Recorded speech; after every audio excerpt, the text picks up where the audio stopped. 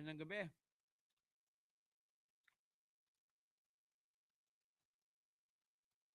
Bakit tayo magsimula? Patugtugin muna natin si Sarah ng ating musika. Check ko muna sounds ko. Hello, sound test. Hello, sound test. Ayan. Patugtugin muna natin si Sarah. Sarah, Sarah, wala nang iba.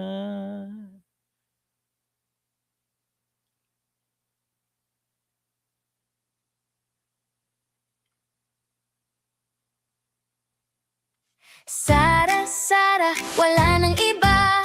Sara, Sara lang pag-asa. Sara, Sara, siya lang makapakulong. Mga kontraktor ubusin niya. Si BBM Sandro ikulong niya. Si Tamba Zaldi ikulong niya. Tapang at malasakit ibalik para bayan ay manahimik. Durugin ang sindikato sa korte, sa DPUA, sa DS Void, sa PhilHealth. Ayan, ha? Ngayon, ang kasunod na musika natin ay yung ginawa ni Alfredo Hicale na isang parang reggae. Ang tempo, reggae. Habang nagpaparami tayo ng audience.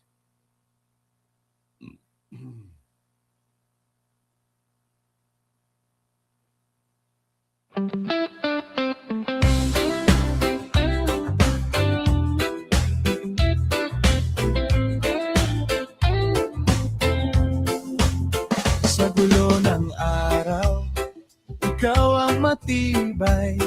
Tahimik lang pero laging may saysay. Hindi ka nagyayabang pero alam ng lahat. Kapag ikaw ang nariyan, ligtas ang lakad. Sa bawat usapan may bigat ang dala. Sa bawat pasya mo may tapang at tawa. Kaya kapag napapagod, ikaw ang takbuhan. Kahit maikli ang biro, may laman ang dahilan. Toto Tirador, taong masaligan. Toto Tirador, may prinsipyo ka pa. Ikaw ang idol ko sa katotohanan. Toto Tirador, hindi ka nagbabago. Toto Tirador, Toto Tirador. Kung may mali sa mundo, hindi ka umiwas. Diretso kang magsalita, pero hindi masakit. May dignidad sa tingin, may linis sa kilos mo. Kaya sa gitna ng ingay, ikaw ang totoo. Sa bawat pagkakataon, alam ko ang sagot. Dahil ang pangalan mo ay may kasamang loob. Kung may sasandalan ako, ikaw ang pipiliin. Dahil sa mga salita mo, may gawa't paninindigan. Toto Tirador, taong masaligan. Toto Tirador, may prinsipyo ka pa. Ikaw ang idol ko sa katotohanan. Toto Tirador, hindi ka nagbabago. Toto Tirador, Toto Tirador.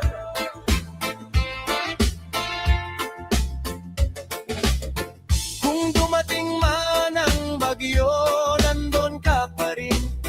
Hindi takot humarap sa dapat panindigan. At kung tanungin nila sino ang aasahan, ang sagot ko palagi, ikaw ang una riyan.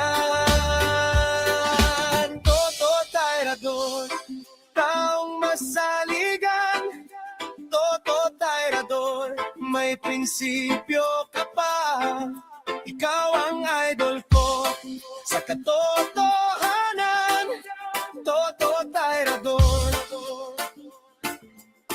hindi ka nagbabago. Tirador, Tirador.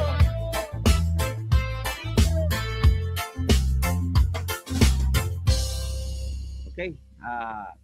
Pag-usapan natin yung tinatawag na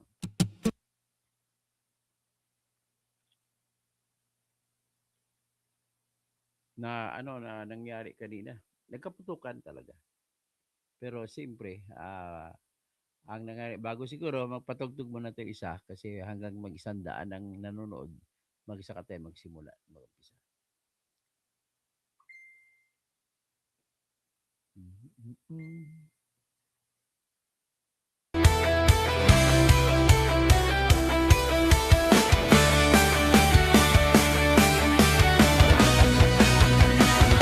Sa Pilipinas, kilala ang tindi.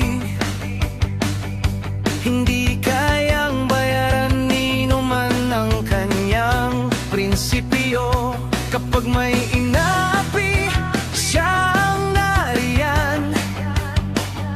Kapag may bayaran, siya ang hadlang. Hindi siya tiklop sa pananakot ng iilan. Hindi siya alila ng sino mang mayaman. Kung ang kapangyarihan nila ay inaabuso, hinahawi niya yan mano-mano. Kapag ang taong bayan ang nasasakal, siya ang unang sumusugot, tumatagal. Hindi perang sukatan ng halaga, kundi kung sino ang lumalaban para sa masa. Totoo kasing tirador, totoo kasing tirador. Kakapin ang naaapit, kalaban ng sakim na mandarambong. Totoo kasing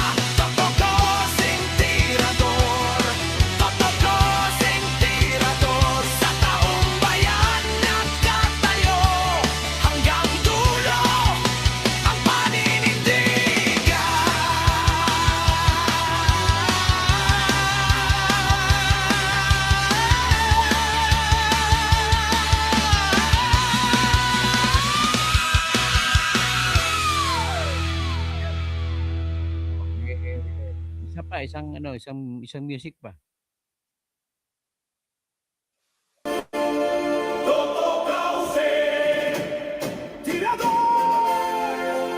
Kaibigan ng lahat, tagapagtanggol ng mga naaapi, kakampi ng mamamayan, laban sa mga tiwaling tao sa lipunan. Todo mirador, walang sinisino, mabuting kaibigan, mahirap na kaaway, walang takot, isigaw ang katotohanan. Buhay niya ay tataya para sa inang bayan. Toto Kausing, tirador, kaibigan ng lahat, tagapagtanggol ng mga naaapi, kakampi ng mamamayan, laban sa mga tiwaling tao sa lipunan. Todo mirador, walang sinisino, mabuting kaibigan, mahirap na kaaway, walang takot, isigaw ang katotohanan. Buhay niya ay tataya para sa inang bayan. Toto Kausing. Okay. So ito, pag-usapan natin ang unahan ko muna kayo ng putukan na nangyaring putukan kanina.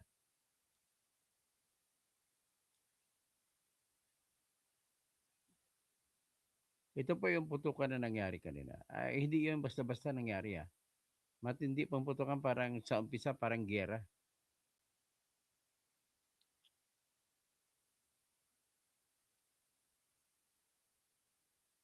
Ito.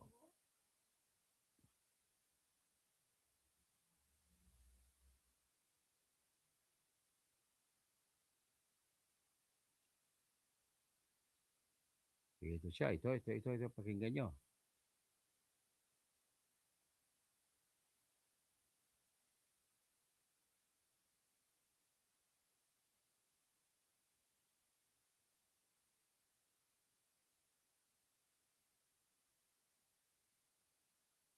Ito po.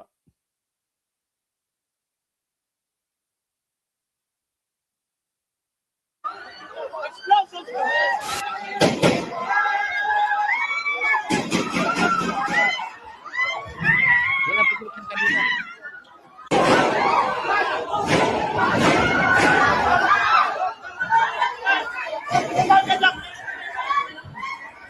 Yan sa Chicago kanina.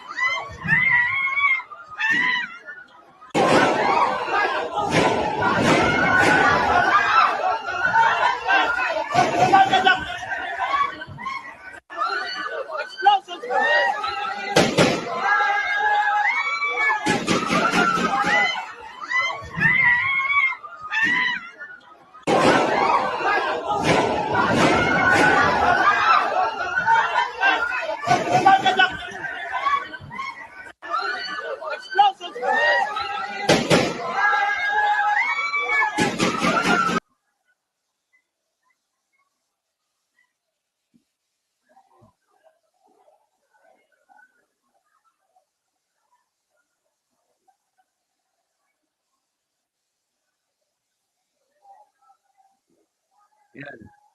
We don't know bakit kami nandito sa dulo nito. Hindi ko alam, hindi ko alam na meron palang... Ay! Oh my God! Oh my God! May nagpaputok! Oh my God! Oh my God! Mayan, Mayan, magtago ka mag-ingat muna kayo. dyan. Mag-ingat kayo, Mayan. Tabi ka muna, Mayan. Oh my God! Yes! Oh my God! Oh my God! What Okay. happening? Mga kaibigan, nagkaroon po ng putukan sa loob ng Senado. Naputok yung mga maril! Bakit? Oh my God! Ano nangyayari? Oh my God!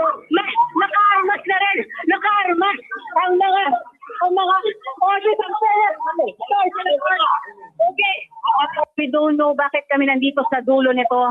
Hindi ko alam, hindi ko alam na meron palang, ay! Oh my God! Oh my God! May nagpaputok! Oh my God! Ah, Oh my God! Mayan, Mayan, magtago ka mag-ingat muna kayo. dyan. Mag-ingat kayo, Mayan. Tabi ka muna, Mayan. Oh my God! So, anyway, ituloy muna natin yan. So, dito na tayo. Ito yung ibang footage.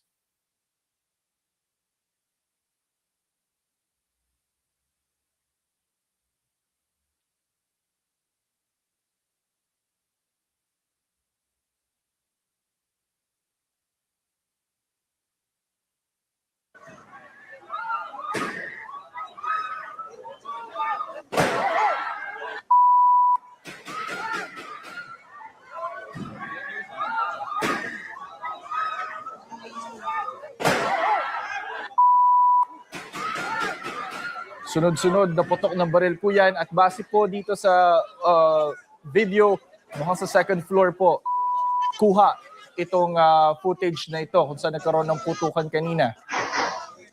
Hindi pa po natin alam sa ngayon dahil wala pang sinasabi yung mga otoridad kung sino ba talaga ang nagpaputok ng baril sa loob ng Senado. May nagtuturo, NBI daw, NBI agents. Pero sabi ni Director Matibag, hindi daw sila yon dahil hindi naman daw sila nagpadala ng mga tao doon. Pero may mga naka-uniforme po na NBI sa loob ng Senado kanina na nakunan po ng video. Partikular doon sa lugar kung saan binabarena yung pintuan.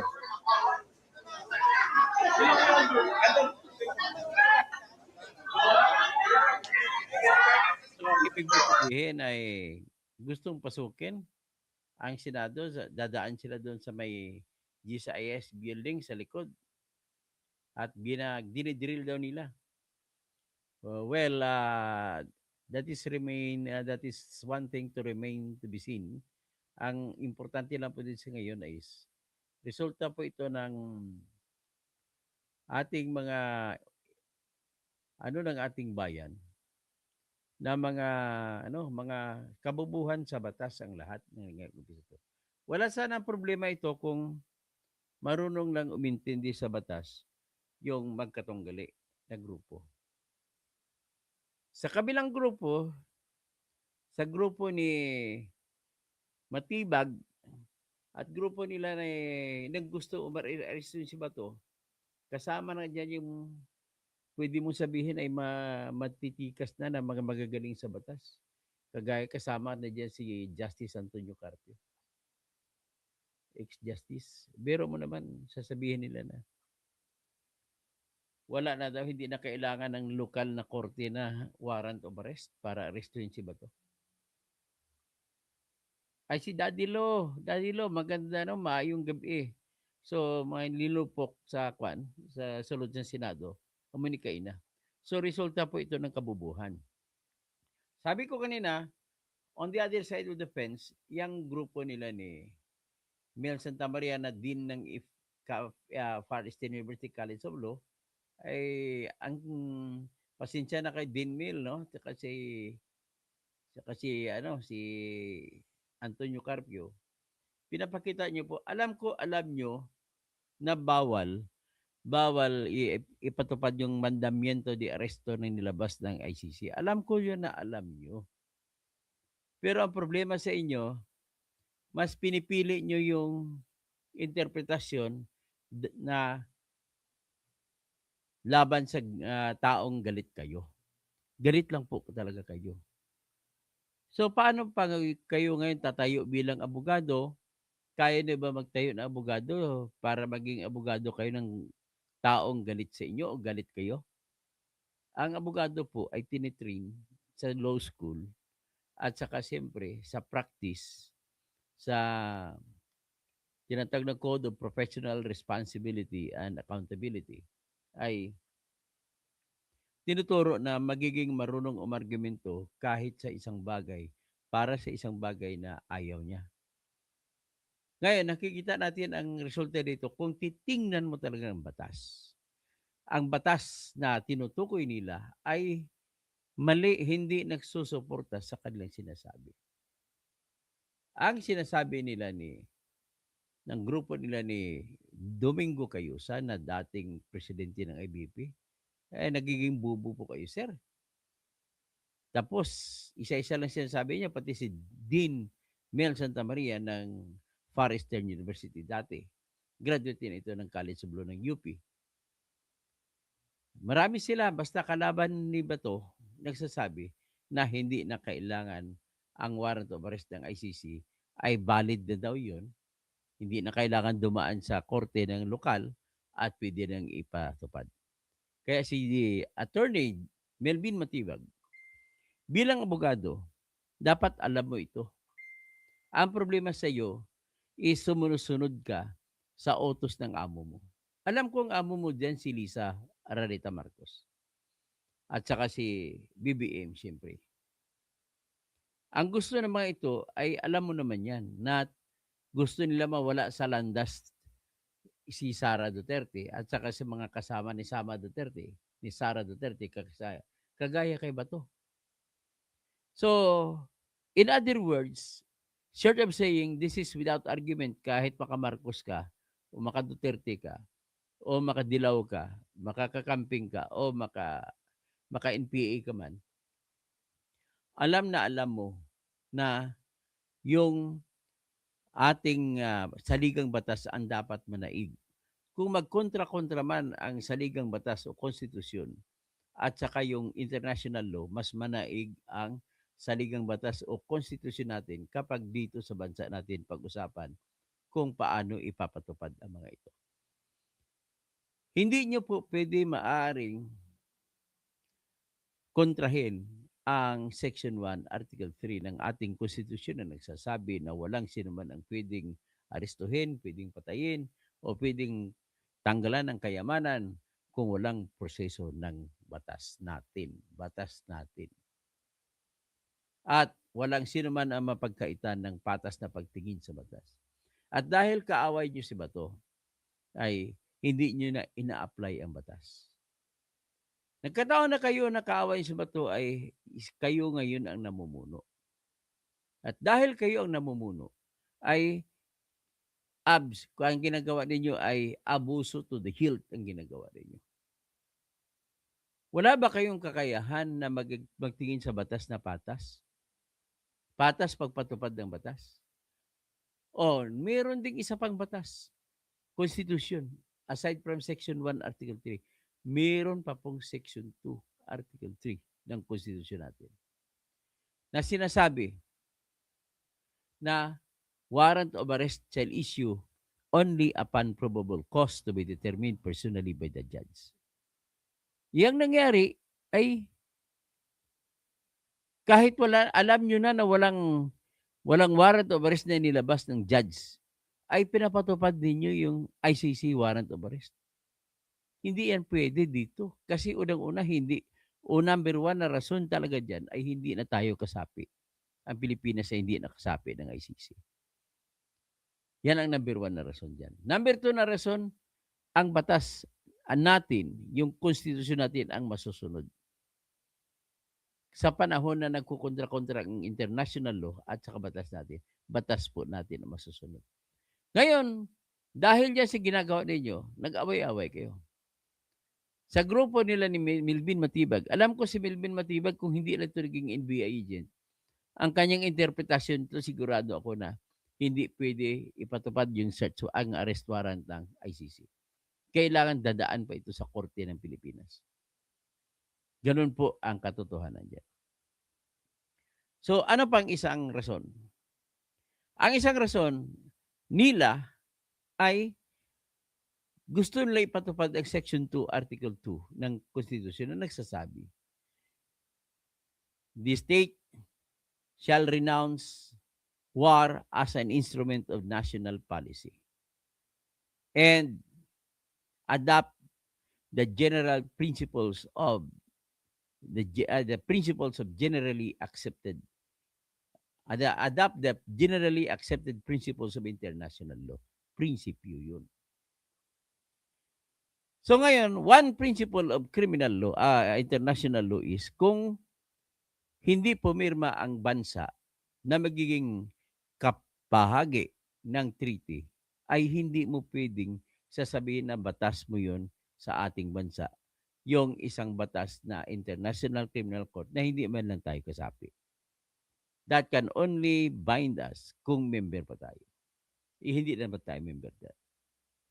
Isa pa, bago mo gagawin dyan, meron bang tinatawag na batas na pinasa para ipatupad yung Section 2, Article 2 ng Constitution na nagsasabi, shall adopt the generally accepted principles of international law?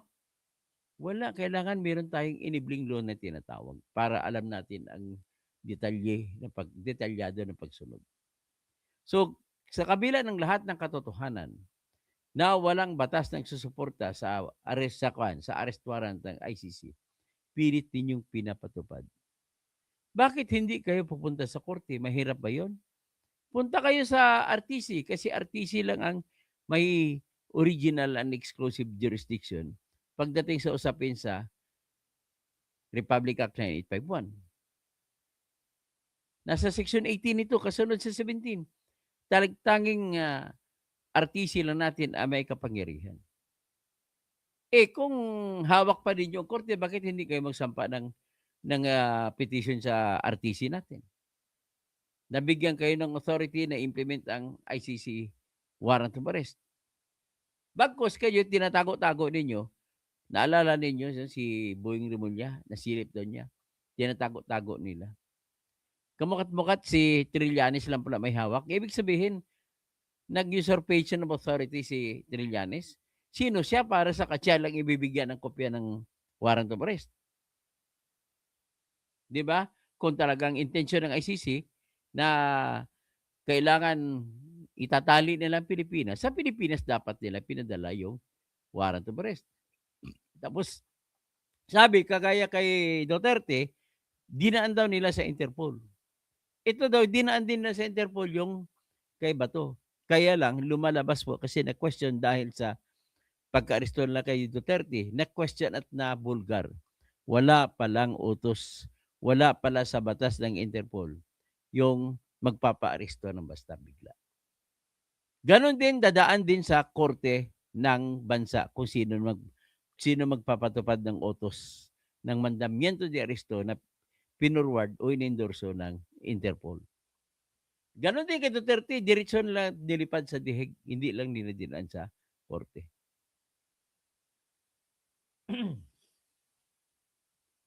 So, kamangmangan sa batas yun, sa kanila, para ipatupad ang aresto, wala sana itong problema kung dumaan sila sa RTC.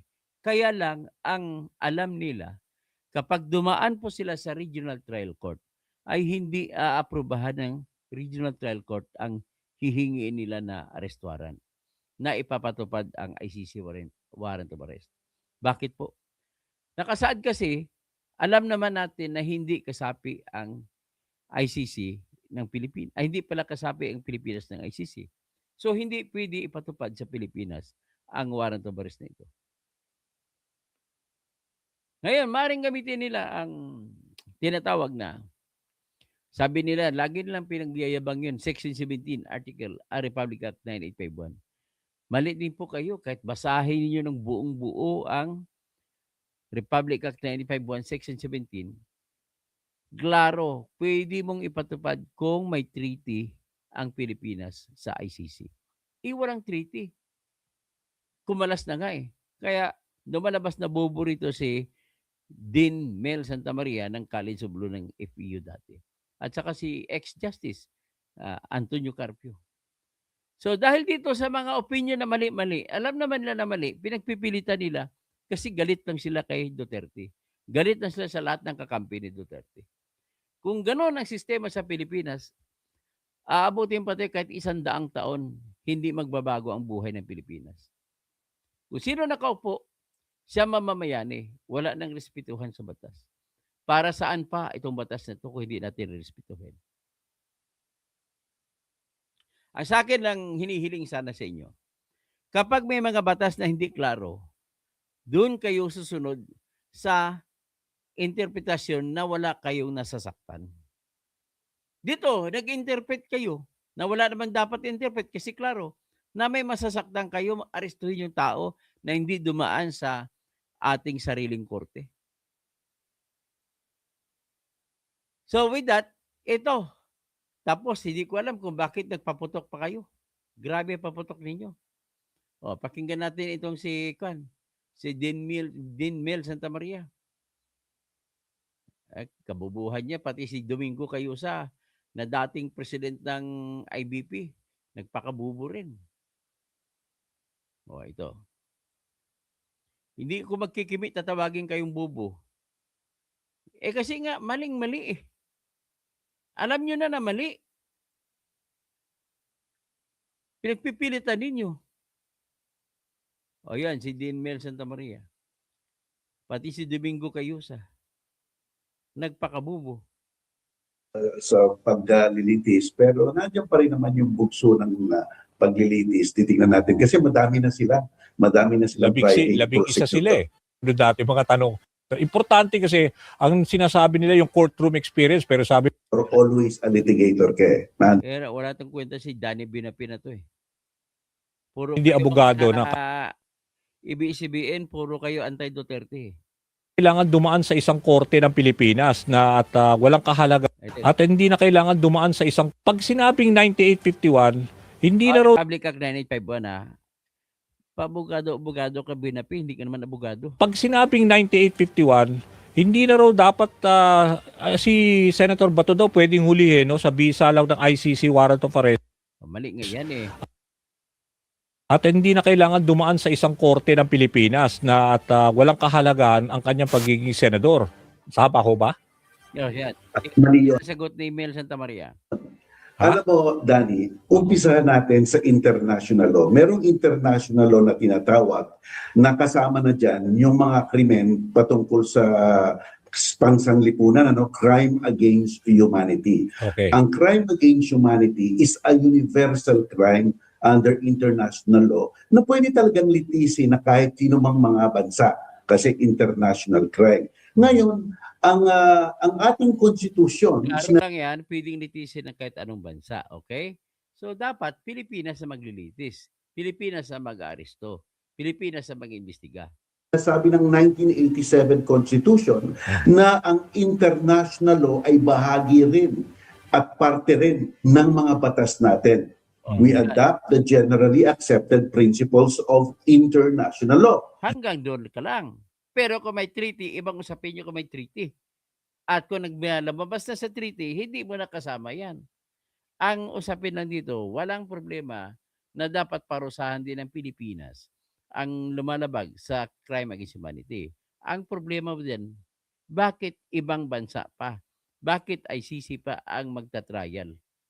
So bahagi na ang international law sa atin, so bahagi na rin ang crime against humanity sa atin na pinaparusahan natin. Ngayon, para bigyang ipin yung konseptong iyan, noong 2009, gumawa ng batas ang ating Senate, Congress. Once you are ng mga ebidensya, sarap actually. Maganda yan. Okay. Attorney Mel, at least, di ba binanggit ko nga kanina, dun sa mga hindi abogado na marami katulad namin, can you walk us through, pag sinabing 9851, hindi na raw dapat si Senator Bato daw pwedeng hulihin no, sa bisa lang ng ICC warrant of arrest at hindi na kailangan dumaan sa isang korte ng Pilipinas na at walang kahalagaan ang kanyang pagiging senador. Tama ho ba? Kaya tingnan mo sagot ng... Alam ko matalino to kasi galit ka lang kay Bato. Mali yun. Alam mo, Danny, umpisahan natin sa international law. Merong international law na tinatawag. Ba't sabi mo mali? Natutuwa na sana ako na mali arestuhin na walang dumaan na hindi dadaan sa korte. Pero pakinggan mo paliwanag niya, lumayo siya.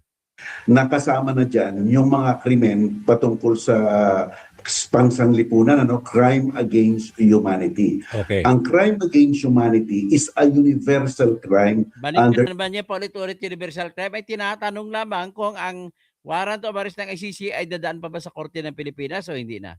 International law na pwede talagang litisin na kahit sino mang mga bansa kasi international. Ang ating konstitusyon, sinasabi ng mga batas natin. National law sa atin, so bahagi na rin ng crime against humanity sa atin. 2009, gumawa ng 21 yung crime Yes. against humanity, section 17. Sige, okay. Kung nililitis o nag-iimbestiga na ang isang international tribunal sa isang taong may paratang na gumawa siya ng crime against humanity, ang gobyerno ng Pilipinas pwede nang pahintulutan yung international tribunal na yon na ituloy na ang investigasyon at ituloy na ang paglilitis at kung kinakailangan, pwedeng gawin ng Philippine government na dalhin doon ang akusado. So ibig sabihin, yung Republic Act 9851 ang tulay natin sa international law na tinatanggap na ng ating constitution. Ngayon, pagdating sa ating constitution, Problema mo, hindi mo sinasabi yung katotohanan na in pursuance dapat sumunod ka kung sa treaty, kung may treaty o wala. O, yung pakinggan mo na natin. sinabi naman na walang taong pwedeng dakipin maliban na lang kung may warrant of arrest na inisyu ng judge. Tingnan nating mabuti ang provision na yon. Sapagkat yung katagang judge, hindi naman distinguished. Hindi naman sinasabing local judge, foreign judge. Kung ganyan ang sinasabi, judge lang, ibig sabihin whether local or foreign. At sapagkat nga tinatanggap natin ang jurisdiction ng isang international tribunal kung nag-iimbestiga na sila ng isang crime against humanity, ayun na, yung judge doon pwedeng mag-issue ng warrant of arrest. Kaya Kabubuhan. Sundin mo nga ang batas natin na kung meron tayong treaty. Wala nang treaty eh. duplicate lang. Kung dadalhin pa natin sa korte dito at hihingi ng warrant of arrest, redundant. Kaya hindi na kailangan talagang kumuha ng warrant of arrest. Pero ito Attorney Bel, tatanungin ko kayo. Kasi kagabi, di ba may apela ho si Senator Bato kay Presidente Marcos, di ba? Sinabi niya na Tama yan. Ito na lang pakita ko. Mali kasi si Mel Santa Maria dyan eh. Pasensya ka na Mr. Dean Mel Santa Maria. Mali po kayo dyan. Ipapakita ko sa inyo yung batas natin tinutukoy niya. Republic Act 9851. Ito po yun. Section 17, 9851. Ito sinasabi niya, authorities natin may surrender o extradite, suspected or accused. Pag sinabi mo, unang-una, suspected or accused. Kailangan, una may kaso na siya sa Pilipinas. Kung may kaso siya sa Pilipinas, saka mo siya pwede isurrender. At kung nahuli mo na, accused na siya na may kaso sa court, saka mo siya pwede isurrender. Unang-una, pag wala pa siyang kaso sa Pilipinas, hindi mo siya matawag na suspect. Bakit? May kaso na ba si Duterte sa Pilipinas sa panahon na yun? Si Bato ba sa ngayon, may kaso na ba sa Pilipinas? Wala pa. So you cannot call Duterte or Bato na dito pa sa Pilipinas na suspect. Kasi walang kaso nga eh. Tapos, pag sinabi, tinawag mo na na-accused, yun na yung sitwasyon na na-aristo na kinasuhan na sa Regional Trial Court. Kinasuhan na ba sa Regional Trial Court natin? Hindi pa. So, ibig sabihin, wala po kayong karapatan mag-aresto ng tao kung hindi dadaan sa judge ng lokal. Ganun lang ho, kasimple yan. Tapos, kung isusuko mo man, anong bili ng batas natin? Pursuant to the applicable extradition laws at saka treaties. Ang tanong, may extradition ba ang Pilipinas na kasunduan sa ICC? Ang sagot, wala. May kasunduan ba ang Pilipinas sa treaty sa ICC? Ang sagot, wala. So kung wala, hindi mo pwede mapatupad yan na aaresto ka na walang imprimatur o walang authority ng local court natin. Mahirap pang intindihin yan. Kabubuhan lang talaga ninyo. It's very easy to understand and yet you do not understand it. Yan ang mahirap sa atin eh. Kapag galit ka sa tao, sarado mata mo. Dapat ang abogado ay sinasanay yan sa katotohanan na kahit ayaw nilang tao, kaya nilang idepensa. Pero dito nakikita natin, wala. Kaya Eh, ano nangyari? Nagulo. Gusto niyo aresto, hindi. Nagtago si Bato sa Senado. Kanina, nagkaputukan. Yan po ang nangyayari dahil po sa kabubuhan niyo. At mananaig pa rin po yung tinatawag na dapat susunod ka kung mayroong agreement, kasunduan sa gitna ng Pilipinas at ICC, saka mo lang siya pwedeng ipatupad, pero isurrender mo. Pero kung walang kasunduan kasi naghiwalay na tayo, hindi mo pwede maipapatupad. Oo. Asawa ko. Naglabi ako lang ga. Okay. So, ganon, ipakita ko lang ang ipapakita ko lang ang utos ng Supreme Court kanina. Ito po yung utos ng Supreme Court kanina. Kita mo, nakikita ko talaga na ang Supreme Court ay action. Very urgent ito sa Supreme Court itong kasong ito. Kaya nakikita ko action ito dito. Tingnan nyo. O itong utos ng Supreme Court. Ayan, nakita nyo ba Supreme Court? Logo ng Supreme Court. No? Notice. Supreme Court. Kanina yan, nag-meeting in bank ang Supreme Court. Yan. Please take notice that the Court and Bank issued a resolution dated May 13, 2026, which reads as follows. GR number 278-747, Rodrigo Rua Duterte and Senator Ronald Bato de M. de la Rosa, petitioners, Honorable Lucas Bersamin versus Bersamin in his capacity, versus yan, basahin na natin doon sa dulo. The court resolved to require the respondents. Sino bang respondents? Sila yung Office of the President, ang Executive Secretary, tapos Secretary of Justice, si DILG Secretary Remulla, saka si Honorable Police, sa Chief PNP na si Nartatis. Kasi siya pumalit kay Nicolas Torre. Tapos sa inuutosan din ang Office of the Solicitor General. Tapos si Norman Tansinko na Commissioner ng Immigration. Si Enrique Manalo na Foreign Affairs Secretary. So, yan ang inutosan. Anong utos? Require the respondents to comment on the urgent manifestation with omnibus motion dated May 11, 2026 and the extremely urgent supplemental manifestation with motion also dated May 11, 2026 filed by petitioner Senator Ronaldo M. de la Rosa within non-extendable. Hindi sila pwede humingi ng extension. Non-extendable period 72 hours from promulgation and receipt of this resolution. So within 3 days, sasagot sila. Bakit 3 days? Bakit hindi mahaba ang araw? Kasi emergency.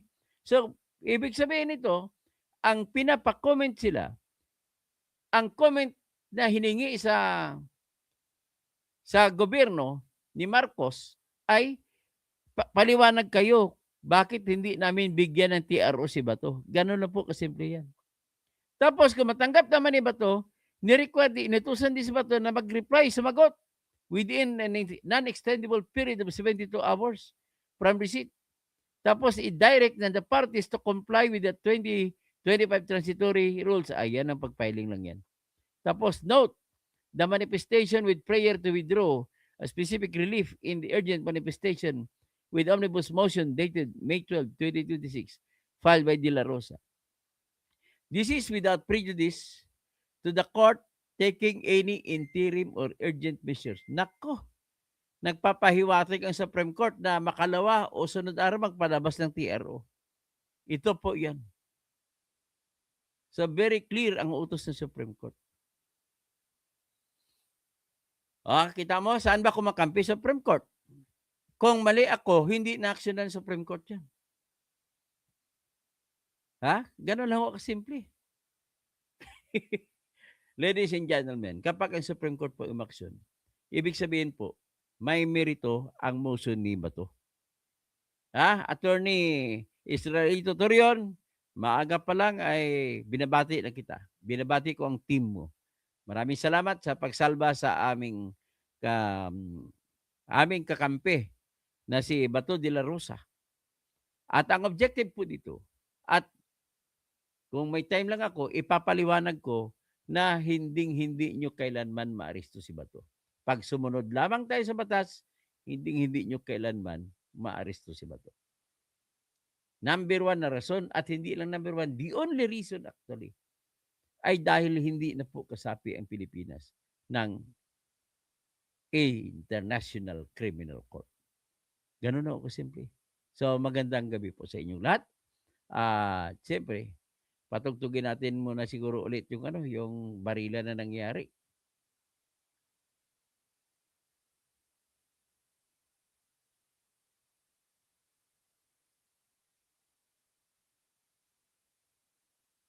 Okay.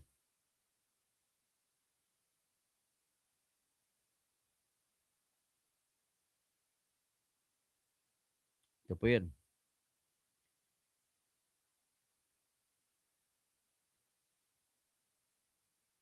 Okay.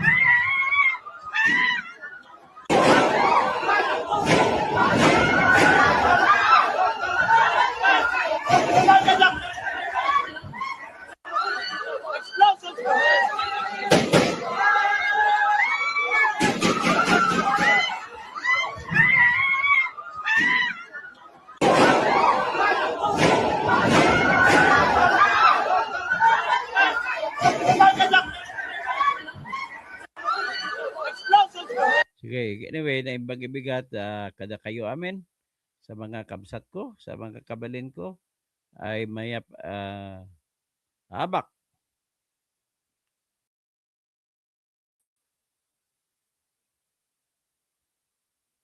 So sa mga kakampi ba nating iba o at least nabantay magdasal po tayo na bukas ay maayos na itong kaso ito. Okay? Maraming salamat sa asawa kong maganda. At dahil dyan, gagawin ko may 25,000 ako din bukas. Ay, narinig niyo may gagawin ako na may 25,000 ako bukas. Anyway, nag-action na po ang Supreme Court ay hindi na ako magsasampa ng tinatawag na writ of amparo para kay Bato. At least, kampantin ako malabasan ng warrant of arrest, ng TRO yan. It's either bukas meron na o sa sunod na araw. Sino pa? Elvin Burgos. Drama lang yan. Gusto ng takas itakbo. Ay, hindi naman. Siguro hindi ka makatakbo din. Dami-daming pulis sa labas nagbabantay. Johnny Abrasado. Drama lang daw ni Cayetano. Hindi po. Paano magiging drama yan? Pray na lang tayo, ha? Hindi pwedeng drama-drama dito. Bansa na natin nakasalalay. Maraming salamat po sa inyong lahat. At paki-like lang po para sa sunod ng pag-live ko ay nandun ma-alertuhan kayo, manood ulit kayo, at kung gusto niyo kumontra sa akin, ay makakontra kayo. Maraming salamat po sa inyong lahat.